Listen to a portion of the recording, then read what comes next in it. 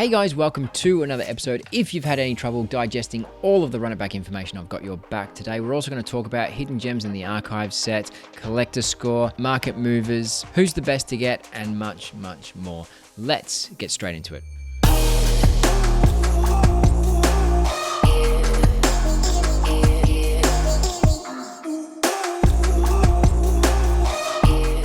Hey guys, welcome to another episode.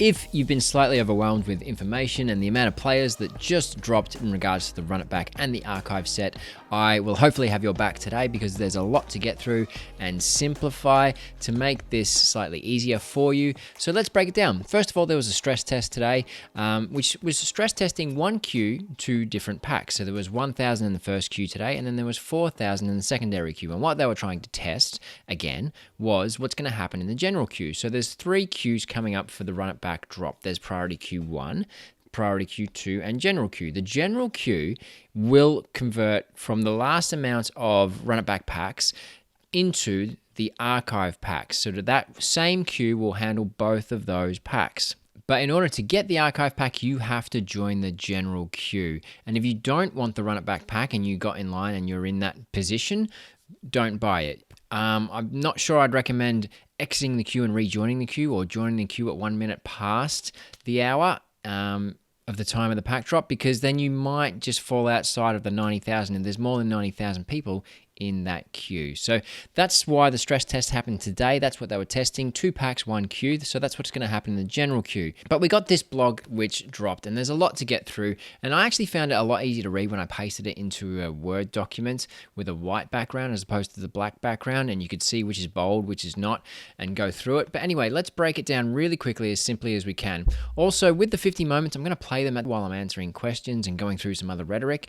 So I will play every single moment that's just dropped in a condensed form, but I'm going to go through some of the ones that I'm really excited about that we're getting in the run it back, which hopefully one of you will pull in your pack as well. First of all though, if you haven't yet already, please consider liking and or subscribing. It tells the YouTube algorithm that I didn't go to bed, I stayed up and I made content for you, and that you appreciate it slightly. So if you can consider doing that, that would be fantastic. So who are the most valuable players that you want to pick? Well, this was sent to me on Twitter. I think it really highlights some of the best players that you can sort of pull. So Shaq, LeBron James, Allen Iverson, Dwayne Wade, Chris Paul, I think are really, really valuable. Below that, we've got Tracy McGrady, Jason Kidd, and Vince Carter, and I would say Steve Nash and Kevin Garnett would be somewhere in your top 10 at least. This is all subjective and tiered, but I think all of these moments will hold more than the pack value for sure. Let's go through some of my favorites. Andrew Bogut, only because he's Australian. We're getting a Carmelo Anthony from the Denver Nuggets.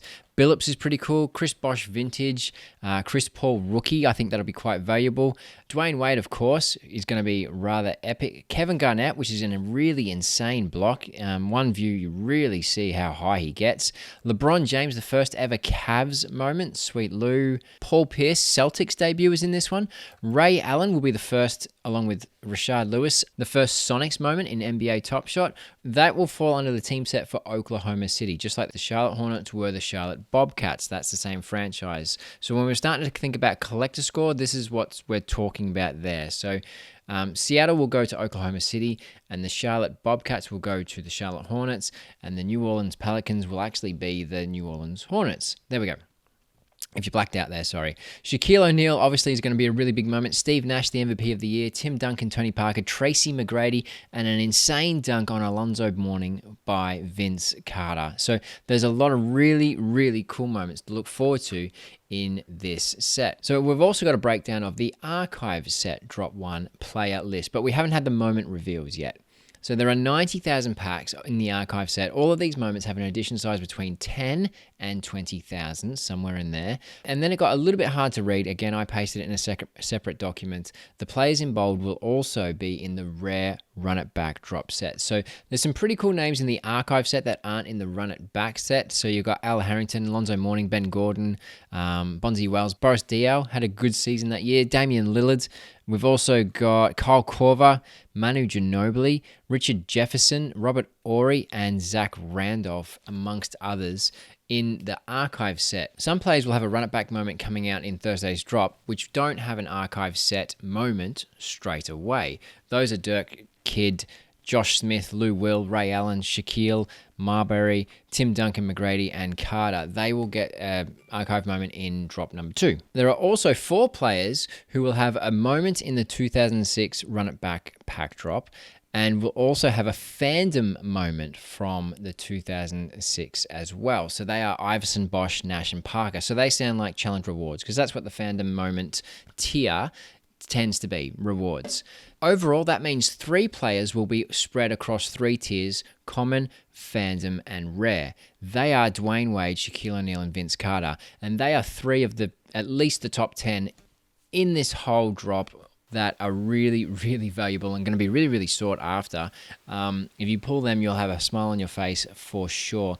But they will be available in every tier. You'll be able to find a common Shaq, Dwayne Wade, and Vince Carter, and you'll be able to find a fandom and a rare if you can afford that tier as well. And this is the one that caused a little bit of debate.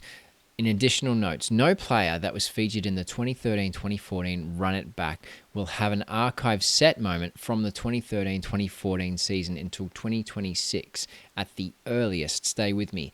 As you can see from the above that we've all just talked about, these players may get an archive set or a Run It Back moment from other years in the interim. Okay, so let me rephrase it a little bit. The archive set can return to any previous Run It Back year. That's why we're getting archive moments from 2014 as well as 2006. But the 2014 Run It Back players are kind of untouchable in that set in that year until 2026. So we're not going to get a 2014 KD in archive until that time, for example. That doesn't mean that we won't get a KD in Run It Back any other year, like in 2013, for example. So his 2014 Run It Back, Series 1 Run It Back, isn't untouchable. It just means he's not going to get an archive moment from that year, 2014, in any archive set for a few years to come. This, on top of the packs given to the Run It Back S1 holders, has, I think, really stabilized that set. So if we go and look at the set in itself, over the last 24 hours, the Run It Back Series 1 has had the most gain. If we go back and look at the biggest set losers over the last 24 hours and 7 days, it's been the 2 WNBA sets. And I was a little bit surprised that we weren't finishing the WNBA before getting a Run It Back, but obviously there's a lot of pack drops to get through. The season for the NBA is like right around the corner. We are in the middle of the WNBA finals, but at the moment, given their lack of utility, the WNBA sets have taken a step back in light of all of this momentum given back to the NBA Run It Backs set. But I still think the market in general does value these WNBA moments, and they will be desired again, especially when their legendary drop comes around. And there's still another challenge for the common in the WNBA, and there's still 2 other rare challenges for the Run It Backs in the WNBA, so there's still a lot of stuff to happen. If you're interested in like collector score and really deep diving into the data, I do recommend John Boy Beats' Substack. Not affiliated, but I do pay for this as well with my own money, and it really deep dives into all things, you know, down to the player, down to the moment, and you can really look at all the informed decisions that you can make based on the teams that you want to collect because they're your favorites or they're your nearest for geographic location. You're hoping for a bit of NBA utility this year, so that is definitely the way to look at that sort of data. The market movers today were directly correlated to collector score. These are the top market movers from Evaluate Market. You've got Vassell, Trey Lyles, Ben McLemore, Michael Mulder. These are all players that really aren't usually market movers. So the collector score is driving this action right now. On Own the Moment's website, their market movers are similar. So Mo Williams had the biggest gain at 100%. And that's the rare Run It Back S1. Amore Stoudemire, Run It Back as well. He had a fair, nice little 39% bump as well. And that goes back to our point that this set has really held value in line with everything they've done with the pack drops for holders and just safeguarding it for not having any archive moments drop from that year. I think it's really helped that set stabilize and hold its value. Contavious, Caldwell Pope, Sean Marion, and Trey Lyles are the other bigger movers in the Own the Moment website. I'm not going to deep dive into why. That's what the spreadsheets from John Boy Beats and that sort of stuff are for, because also there's more players to be revealed for the Drop 2 archive set. Gilbert Arenas could be one. Rasheed Wallace, who knows? A lot could vary for your favorite team. So it's a little bit too early to be jumping straight in and making collector score buying decisions at the moment.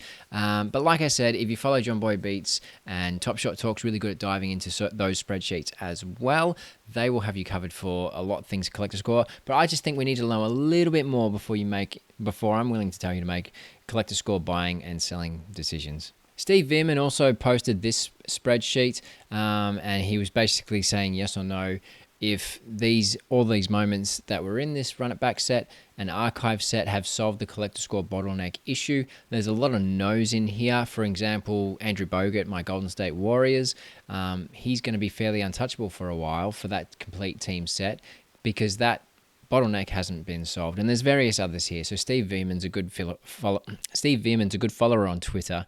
If you don't already, I do highly recommend it. A few questions that I had from the Discord while I'm playing some of the videos on the side. One of the guys said re-emphasize selling on the day of the market, on the pack drop. So yeah, if you get a run it back pack, don't be in a rush to sell, even if it's a play you don't like. Make sure you get EV if you're willing to, if you want to sell for a moment that you do like, a player that you do like.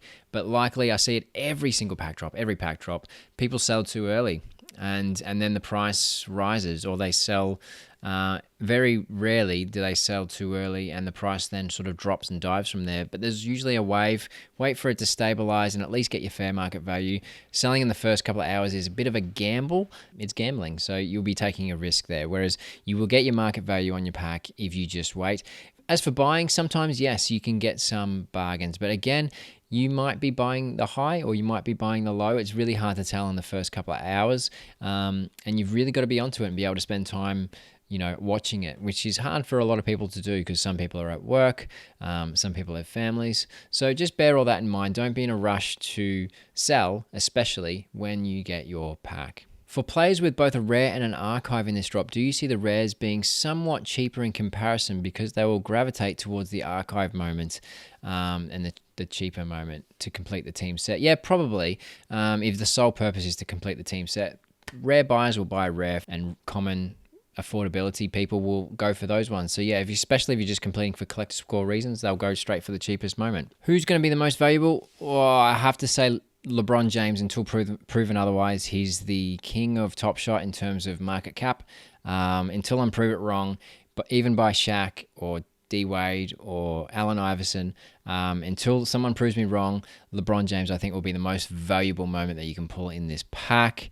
Anyway, that's it from me. I hope you got value out of this video. I'm going to keep playing the moments here so you can see every single moment that's available in this Run It Back pack drop, which dropped on the Top Shot video. I've condensed it into something a little bit shorter so you can watch. And so I'll leave that rolling until it finishes and you've seen all the plays. If you got any value out of this video, please consider liking and or subscribing. As I said, I really, really do appreciate it. It adds a lot of value to me and how I spend my time. And if you want to join the Discord where I was reading some of those questions, the link is in the description below. It's a really nice community that helps each other down there. So you can join that below, and it's shared with Top Shot Talk, the other YouTuber. And we have some fun in there as well, supporting each other. So like I said, good luck on the pack drop. I hope you get some nice pulls. I'm sure you will share them with me. And I'll see you in the next episode. Have a great day. See ya. I know I'm acting stupid, but being dumb, maybe just a little bit foolish. I feel so young. Drunk, I've never seen you clearer than now. We're flying high, floating somewhere up in the clouds. Going out of ourselves, can you feel it? Almost like I don't know if it's real. Cause when we're doing our thing, we're like wheels that won't stop turning. So take me on a trip, now trip. Oh, flick the switch, kill the lights. Oh, wasted. City lights are shining so bright. All these empty faces, we don't care about them tonight. Going out of ourselves, can you feel it? Almost like I don't know if it's real. Cause when we're doing our thing, we're the wheels that won't stop turning. I know we're acting stupid, we're being dumb, maybe just a little bit foolish, but I feel so young. Just go a little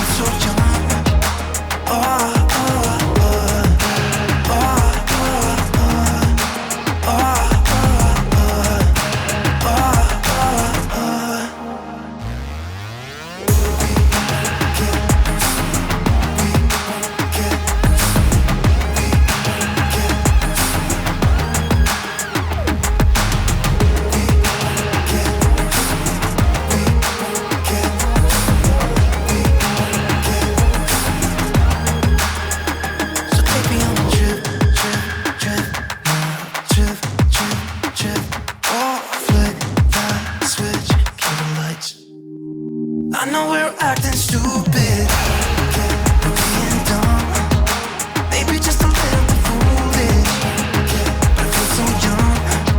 Just go a little crazy and lose it. I don't care if we're dumb, it's the only way we know how to do it. I feel so young, I know we're acting stupid, maybe just a little bit foolish. Just go a little crazy and lose it.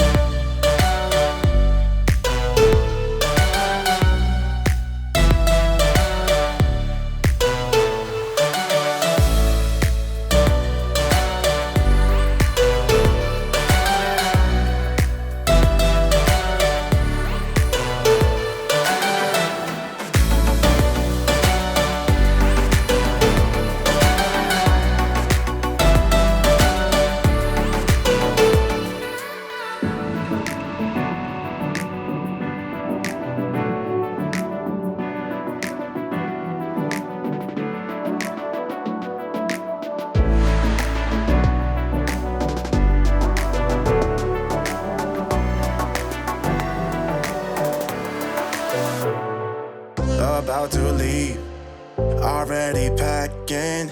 Come with me, I'm not really asking. We'll get away to a place where we don't know.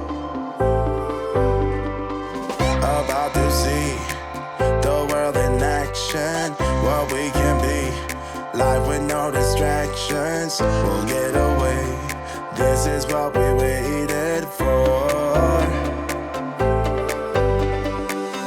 Take my hand, we'll make it somehow. We can't miss out.